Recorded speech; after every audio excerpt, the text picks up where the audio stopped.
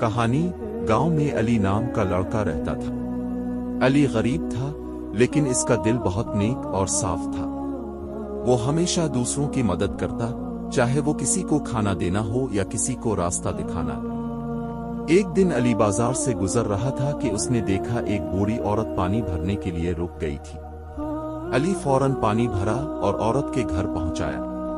औरत ने दुआ दी, बेटे, अल्लाह तुम्हें हमेशा खुश रखे। अली ने मुस्कुरा कर कहा, वो अल्लाह की रजा सबसे बड़ी खुशी है। कुछ दिन बाद गांव में शदीद बारिश और सैलाब आया। बहुत से लोग घरों से बेघर हो गए। अली का घर भी खतरे में था। तब एक दौलतमंद शख्स आया और उसने अली के घर को महफूज कर दिया, क्योंकि अल्लाह ने अली की छोटी नेकियों को देखा और इनाम दिया।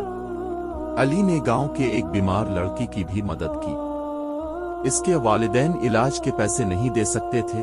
अली ने अपनी जमा पूंजी से इलाज कराया। लड़की सेहतयाब हुई और वालिदैन ने दुआ दी, अल्लाह तुम्हें दुनिया और आखिरत में खुश रखे। अली। चंद दिन बाद गांव के खेत में अचानक अच्छी फसल आई।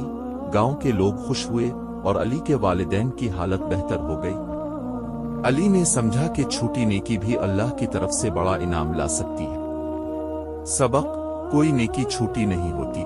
दूसरों की मदद, ईमानदारी, सब्र और आजिज़ी से इंसान की जिंदगी में बरकत आती है। नेकी करने वाला कभी बेफायदा नहीं होता।